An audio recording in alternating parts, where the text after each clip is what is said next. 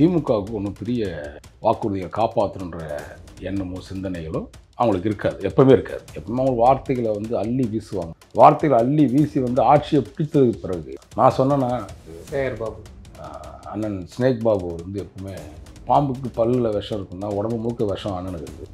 காட்டுங்க காட்டுங்கன்னா நான் கையிலே சுற்றிட்டு இருப்பேன் ஒருத்தனும்.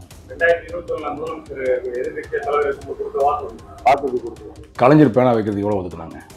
கலைஞர் பேனாவுக்கு மட்டும், கலைஞர் சிலை வைக்கிறதுக்கு அப்படியாப்பட்ட பேனாவுக்கு உயிரோட்டம் இல்லாத ஒரு பேனாவுக்கு வந்து நீ எத்தனை கோடி ரூபா ஒதுக்குறேன்னு சொன்னால், கணவன்மார்களை இழந்த பெண்கள் அதிகமாக இருக்கா, வயதான பெண்மணிகள் இருக்காங்க.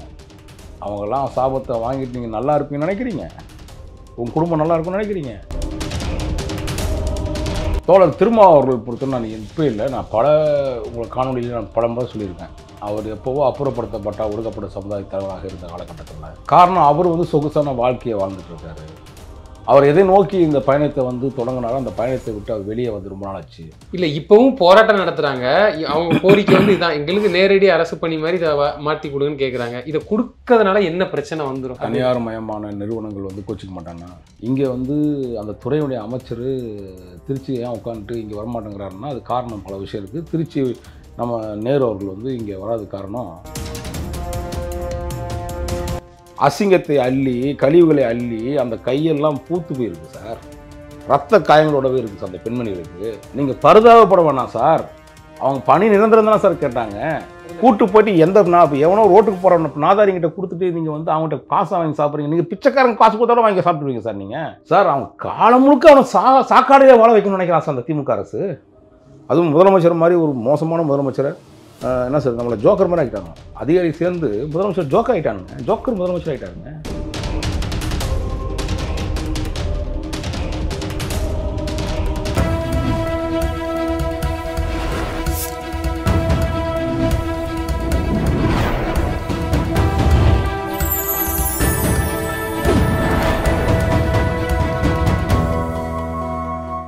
சேனல் 5 தமிழ் நேயர்களுக்கு வணக்கம். இன்றைய நேர்காணலில் நம்மோடு பேச இருப்பது மூத்த பத்திரிகையாளர் வாராகி அவர்கள். சார் வணக்கம் சார்.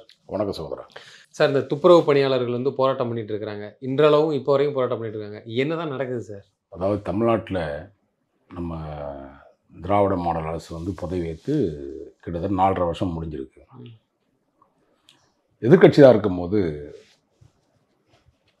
மு.க. ஸ்டாலின் அவர்கள் வந்து ஒரு 525 வாக்குறுதிகள் கொடுத்தார். அந்த வாக்குறுதிகள்கிட்ட சேகர் பாபு அவர்கள் இன்னைக்கு பேட்டி எடுக்கும்போது கொண்டாங்க வாக்குறுதி இருந்தால் தாங்கன்னு கேட்குறாரு. கொடுக்காத மாதிரியே கேட்குறாரு. நான் முதல்ல இதை ஆரம்பிச்சிடுறேன்.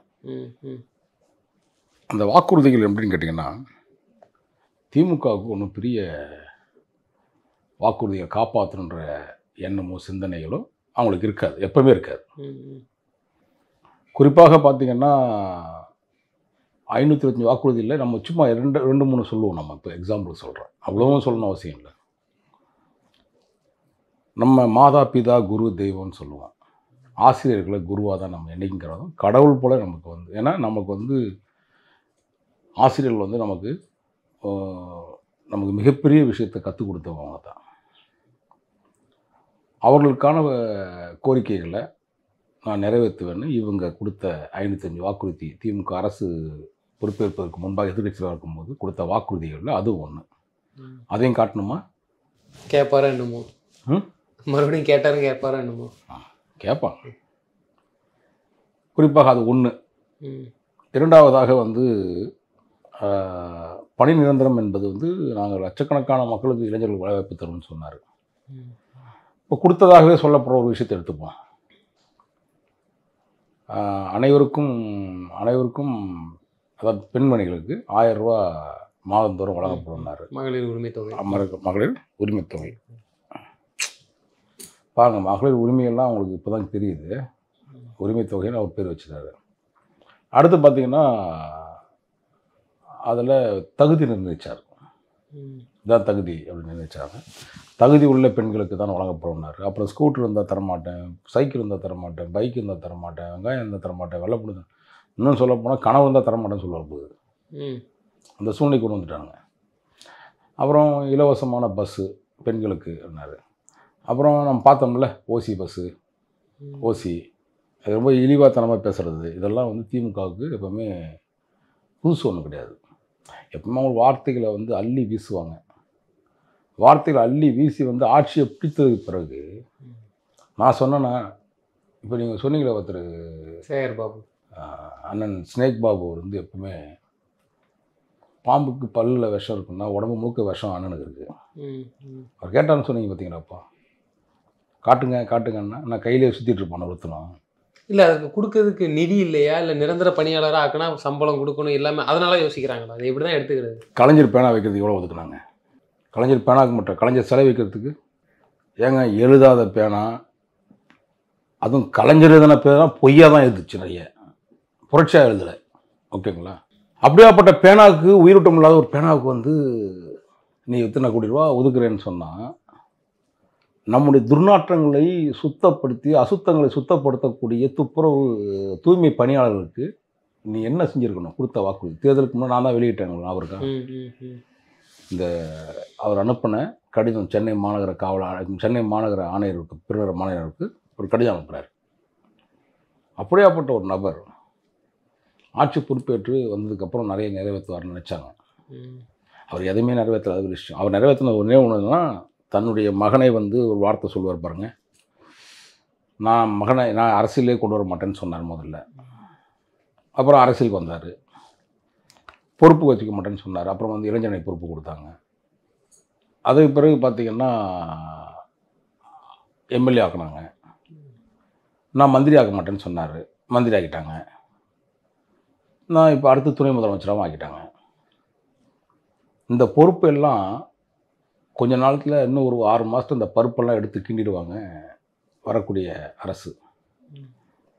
இதில் ஆட்சி அமைப்பது யார் அப்படின்னா உள்ளுக்குள்ளே போத்தாலும் மக்கள் ரொம்ப தெளிவாயிட்டான். நான் திமுக கிடையாது, எந்த கட்சியும் கிடையாது. நான் வந்து பொதுவாக மக்கள் எண்ணங்களை சிந்தனைகளை என்ன நீரோட்டம் ஓடுதுன்றது மிக தெளிவாக சொல்ல வேண்டிய விஷயம். அதிமுக அரசு பொறுப்பேற்க வேண்டும் என்பதை மக்கள் முடிவு பண்ணிட்டான் இப்போவே. நீங்கள் அடுத்த கட்டம் கேட்கலாம், இல்லைங்க அவங்களுக்கு என்ன இந்த கூட்டணி பலமே இல்லையேன்ட்டு. அங்கே மட்டும் என்ன கூட்டணி பலத்தில் இருக்காங்க, அங்கேயும் ஊசல் ஆடிட்டுருக்கு. இல்லை, அப்போ ஏடிஎம்கே பீரியட்லேயும் இது வந்து நிறைவேற்றலான்னு எடுத்துக்கலாமா இந்த கோரிக்கை வந்து அவன் 16 வருஷம் வேலை செய்கிறாங்க. இப்போ மட்டும் இல்லை, அதிமுக அரசுக்கு முன்னாடி திமுக அரசு இருந்துச்சு. இல்லை, அது என்ன ஒரு குற்றச்சாட்டு இருக்குன்னா, யார் வந்தாலும் இதுதானே எங்களுக்கு கதிங்கிற மாதிரி இன்னைக்கு சுச்சுவேஷன். அது இந்த முறை அது நடக்காதுன்றேன். அதிமுக ஆட்சி பொறுப்பேற்றால் நடக்காது. ஏன்னா வாக்குறுதிகள் கொடுத்தா காப்பாற்றினா ரோட்டுக்கு வந்துடும், ரோட்டுக்கு வந்தால் நீங்கள் நடுரோட்டுக்கு வந்துடுவீங்கன்ற நிலைமைக்கு உருவாக்கிட்டான் மக்கள் இந்த வாட்டி. அப்போ தமிழ்நாட்டுடைய அரசியல் எப்படின்னா, பொய்யான வாக்குறுதி கொடுத்து ஆட்சிக்கு வந்ததுக்கப்புறம் காப்பாற்றலைன்னு சொல்கிறாங்க. உங்களை எந்த அளவுக்கு இந்த மக்கள் சாபம் விட்டான்றது தெரியும்ல. சாபத்தின் உச்சம் அதை பாருங்க. அதுவும் கணவன்மார்களை இழந்த பெண்கள் அதிகமாக இருக்கா, வயதான பெண்மணிகள் இருக்காங்க. அவங்கெல்லாம் சாபத்தை வாங்கிட்டு நீங்கள் நல்லா இருப்பீங்கன்னு நினைக்கிறீங்க? உங்கள் குடும்பம் நல்லா இருக்குன்னு நினைக்கிறீங்க? சேகர் பாபு குடும்பம் அமோகமாக இருக்குன்னு நினைக்கிறீங்க? ஏற்கனவே அந்த பாவத்தன்மை குடும்பத்தோட பாவம் சில விஷயங்கள் நடந்திருக்கு, நான் சொல்ல வேண்டியதில்லை. எப்பவுமே மக்களுடைய சாபங்களை தனி ஒரு மனிதனாக இருந்தாலும், அது கூட்டாக இருந்தாலும், ஒரு குடும்பத்துடைய சாபமாக இருந்தாலும், இருக்கிறது ரொம்ப பிரம்மாண்டமாக இருக்காமல் இருக்கும். அதிகாரம் இருக்கும். அதிகாரம் எத்தனை நாள் நிற்கும்? ஆண்டாண்டு காலமாக வந்து அப்படியே உங்கள்கிட்ட அப்படியே அமைச்சராக இருந்துருவாரா சேகர் பாபு? இல்லை, இது ஒரு நியாயமான ஒரு போராட்டம். எல்லா கட்சிகளும் ஆதரவு தெரிவிச்சுட்டு வராங்க, போராட்ட காலத்துக்கே போய் பார்க்குறாங்க. இந்த நேரத்தில் கூட்டணி கட்சியில் இருக்கக்கூடிய கம்யூனிஸ்டாக இருக்கிறது சரி, விடுதலை சிறுத்தைகள் கட்சியில் இருக்கிறது சரி, இவங்க வந்து குரல் கொடுக்காது ஏன்? இது வந்து ஏன்னா துப்புரவு பணியாளர் என்பது யாருன்னு இது எல்லாத்துக்குமே தெரியும். 24 மணி நேரம் வேலை பார்க்குறாங்க. நைட் டியூட்டி பெண்கள் முதல் நம்ம ரோட்டில் பார்க்குறோம். 12 மணிக்கும் இன்றைக்கும் சென்னையில் பார்க்கலாம். இது எவ்வளோ பெரிய விஷயம். அவங்க கோரிக்கை வந்து நியாயமான ஒரு கோரிக்கை. இதுக்கெல்லாம் அண்ணன் திருமாவளவன் அவர்களோ இல்லை கம்யூனிஸ்ட் போன்றவர்களோ ஏன் குரல் கொடுக்கல? ஏன்னா திருமாவளவன் நேற்று போராட்டம் பண்ணுற ஆணவ கொலைக்கு எதிர்ப்பாக போராட்டம் பண்ணுறாங்க. இதெல்லாம் எப்படி பார்க்குறது? தோழர் திருமாவளவர்கள் பொறுத்தவரை நான் இப்போ இல்லை, நான் உங்கள் காணொலியில் நான் பல முறை சொல்லியிருக்கேன். அவர் எப்போவோ அப்புறப்படுத்தப்பட்ட ஒடுக்கப்பட்ட சமுதாய தலைவராக இருந்த காலகட்டத்தில். காரணம் அவர் வந்து சொகுசான வாழ்க்கையை வாழ்ந்துட்டு இருக்காரு. அவர் எதை நோக்கி இந்த பயணத்தை வந்து தொடங்கினாலும் அந்த பயணத்தை விட்டு அவர் வெளியே வந்து ரொம்ப நாள் ஆச்சு. இது பாருங்க, ஒரு மனிதன் வசதி வாய்ப்பு இருந்தால் போடுற ஷர்ட் 2000 ரூபா இருக்கலாம், 5000 ரூபா இருக்கட்டும், அதெல்லாம் ஒன்றும் பிரச்சனை இல்லை. ஒடுக்கப்பட்ட சமுதாயத்தை பிறந்த ஒரு தலைவனாக வந்த நீங்கள் இந்த சமுதாயத்துக்கு நீங்கள் செய்த செயல்பாடு என்னன்னு நான் பல முறை கேட்டிருக்கேன். ஏன்னா உங்களை பொறுத்தவரையும், உங்கள் இயக்கத்தை பொறுத்தவரையும் அடுத்த அந்த ஒடுக்கப்பட்ட சமுதாயம் ஏற்கனவே ஒடுக்கப்பட்டவனாக தான் இருக்கப்படணும், அவன் மேன்மக்களாக வந்துடக்கூடாதுன்ற ரொம்ப தெளிவாக இருக்கக்கூடிய தலைவர்கள் அவரும் ஒருத்தராக இருந்துட்டார். நீங்கள் இன்னொரு விஷயம் சொன்னீங்க, கம்யூனிஸ்ட்டுகள். கம்யூனிஸ்ட்டுகளை பொறுத்தவரையும் எப்போ இந்த 10 கோடி 5 கோடிக்கு விலை போயிட்டாங்களோ அன்றைக்கே முடிஞ்சு போச்சு. அந்த சிகப்பு சட்டையை போடுவதற்கு தகுதி இல்லாத, அந்த ரத்தத்தை உறிஞ்சி, இந்த மக்களுடைய ரத்தத்தை உறிஞ்சி சாப்பிட்ட சிகப்பு சட்டை போடக்கூடாது. விலை மதிக்க முடியாத உயிர்களை வந்து பறி கொடுத்தவங்கள பல பேரை பார்த்துருக்கோம். இப்போ அந்த இதில் பார்த்தீங்கன்னா, ஒரு 4 பேர் பெண்கள் வந்து மோசமான ஒரு சூழ்நிலையில் உடல்நிலை கருதி மருத்துவம் ஏற்கனவே அவங்களுக்கு ஒரு பாதுகாப்பு உபகரணம் தரப்படுறதில்லை, குறிப்பாக தரதில்லை. அது மட்டும் இல்லை, ஒரு பெண்மணி வயதானவர்கள் அவங்களாம் வந்து அந்த 16,000 ரூபா சம்பளம், முதல்ல உங்களுக்கு வந்து 300 ரூபா சம்பளத்துக்கு வந்து ஜாயின் பண்ணாங்க. அதுல இவங்க கமிஷன் எடுத்து அது நிறைய நடக்கும். அதனால தான் கொடுக்க மறுக்கிறாங்களா? அப்படி எடுத்துக்கலாம் இல்லைங்க. இப்போ நீங்கள் வந்து தனியார் மயமாக்கக்கூடாதுன்னு சொல்லக்கூடிய இந்த கம்யூனிஸ்ட்டுகள் இப்போ எங்கே போய் காணாமல் போயிட்டானுங்கன்னு தெரியல. போஸ்ட் வச்சு தான் ஓட்டணும். இல்லை, எனக்கு அதில் முக்கியமான ஒரு தலைவர் யாருன்னு கேட்டீங்கன்னா, இப்போ இருக்கக்கூடிய ஒரு கம்யூனிஸ்டுடைய தலைவர் வந்து கொஞ்சம் ஃபோர்ஸாக தான் பேசுகிறாரு. ஆனால் சில இடத்துல அமைக்கிறாரு. தோழர்னு சொல்வதற்கு இந்த மக்களுக்கு தோழராக இருந்து வேலை செய்யக்கூடிய நீங்கள் எங்கே போனீர்கள் என்று தான் எல்லா மக்களும் கேள்வி எழுப்புறாங்க. கொடிகள் வந்து நீங்கள் எங்கே ஒரு விஷயம் அசம்பாவிதம் நடந்தாலோ, தொழிலாளர்களுக்கோ பொதுமக்களுக்கோ பிரச்சனை, உடனே கம்யூனிஸ்ட்டு ஊருக்கு 10 பேர் இருந்தாலும் 10,000 பேர் இருக்கிற முடியும் சமமாக சண்டை போடக்கூடியவன். இப்போ ஐயா சண்முகன்னு ஒரு தோழர் இருக்கார் இல்லையா, அவர் வந்து ஓரளவுக்கு கம்யூனிஸ்ட்டுகளை கொஞ்சம் பேசுகிற அளவுக்கு ஒரு சூழ்நிலை உருவாக்குச்சு. ஏன்னா கம்யூனிஸ்ட்டுகள் எப்பவுமே பார்த்தீங்கன்னா தோழமை கட்சின்னு சொல்லுவாங்க. ஆனால் பிரச்சனை ஆளுங்கட்சி இருந்து அவங்க கூட தோழமை இருந்தால் உடனடியாக பேசக்கூடியவர்கள். அன்றைக்கி அந்த ஆன்மீகம் அந்த ஆண்மையற்றவர்கள் காலமாகி இப்போ ரொம்ப ஆச்சு. இப்போ சண்முகம் தோழர் வந்து ஓரளவுக்காவது பேசுகிறாருன்றது நான் சந்தோஷப்படுறேன். இரண்டாவதாக வந்து இவரே நம்ம ஐயா தோழர் திருமாவளவன் அவர்கள் வந்து சென்னையில் அந்த தொழிலாளர்கள் பற்றியான ஒரு இடத்துல கூட இந்த ஆணவ கொலைக்காக சொன்னீங்க பார்த்தீங்களா, நான் இதே ஆணவ கொலைக்கு நான் சொல்கிறேன், நான் அதை வழக்கு போட்டேன். தனி சட்டம் ஏற்ற வேண்டும் என்று நீதிமன்றத்தை வழக்கு போட்டேன். அது வந்து முதலமைச்சர் நான் வந்து அன்னைக்கு எடப்பாடி பழனிசாமி அவர்கள் இருந்தாங்க. அடுத்ததாக எதிர்க்கட்சி தலைவராக அன்னைக்கு வந்து ஐயா ஸ்டாலின் அவர்கள் இருந்தாங்க.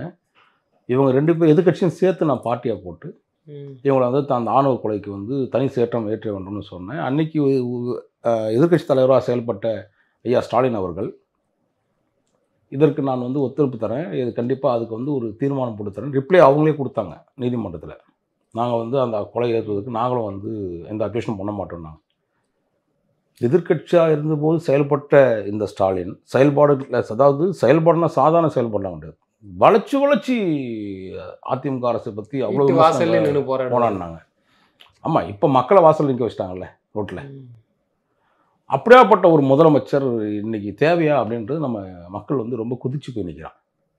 காரணம் என்னன்னு கேட்டிங்கன்னா, பொய்யை நம்பி மக்கள் ஏமாந்துட்டாங்க, நிறைய ஏமாந்துட்டான். ஏற்கனவே இந்த அரசாங்கம் வந்து இதுவாக இருந்தாலும், அது முன்னாடி இருந்தாலும் சரி, அதுக்கு முன்னாடி இருந்த அரசாங்கம் இருந்தாலும் சரி, அதுக்கு முன்னாடி இருந்த அரசாங்கம் சரி, 60 ஆண்டுகளாக சும்மா பெருமையாக பீத்திக்கிறோமே தவிர அந்த மக்களுக்கு என்ன கிடைச்சிருக்குன்னு, வாழ்வாதாரம் கிடைச்சிருக்குன்னு பாருங்களேன்.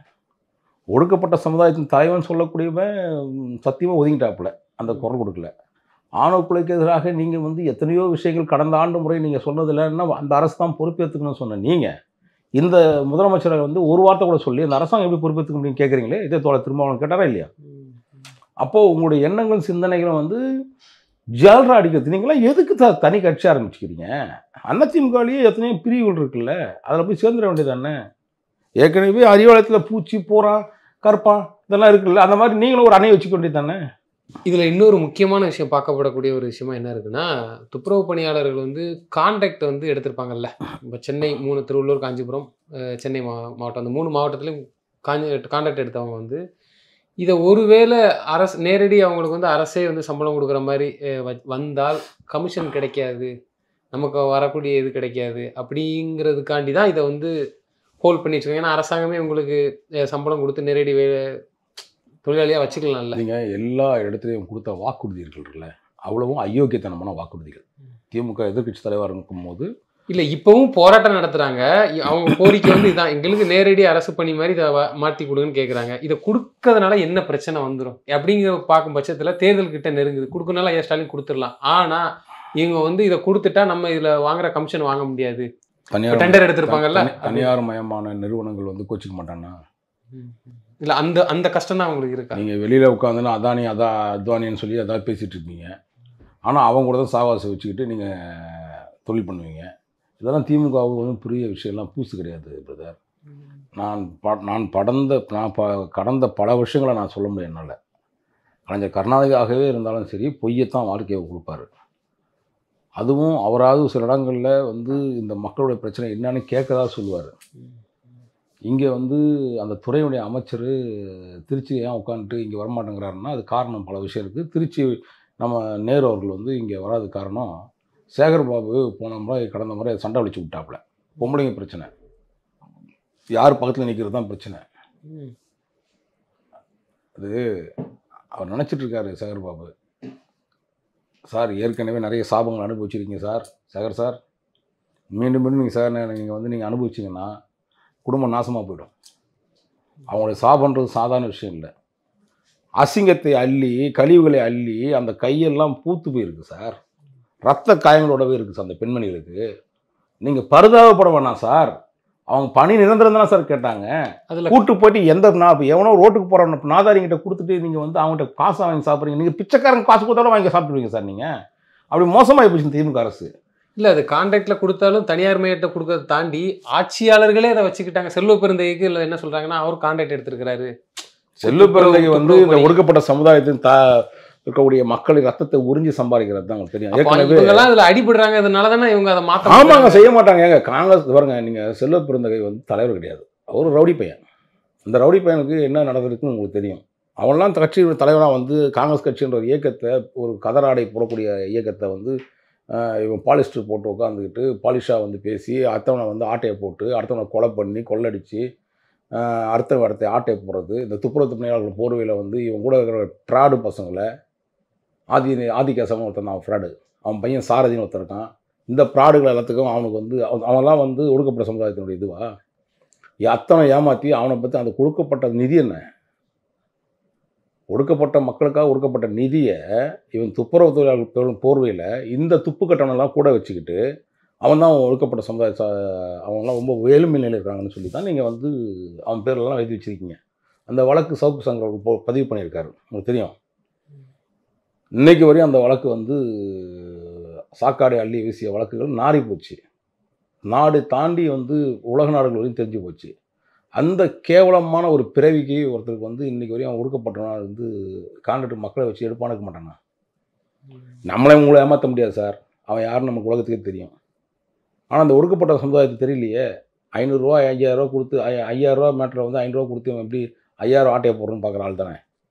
ஸோ அதனால் வந்து இவங்கெல்லாம் ஒடுக்கப்பட்ட சமுதாயத்தை தயவுசெய்து அந்த ஒடுக்கப்பட்ட மக்கள் தயவுசெய்து சொல்கிறேன், நீங்கள் இன்னும் இவங்க நம்பினீங்கன்னா இப்படி தான் நட்டோடு தான் நிற்பீங்க, நட்டாத்து தான் நிற்பீங்க. இன்க்ளூடிங் திமுகவும். திமுக ஒடுக்கப்பட்ட மக்கள் எதிரி சார். யார் சொன்னதுன்ட்டு? ஏதாவது ஒரு விஷயத்த நீங்கள் நல்லது பண்ணியிருக்காங்க சொல்லுங்கள். இந்த மக்களுக்காக நான் செஞ்சேன்னு சொல்லுங்கள். ஏதாவது நீங்கள் சொல்லுங்களேன். ஏதாவது ஒன்று சொல்லுங்கள்.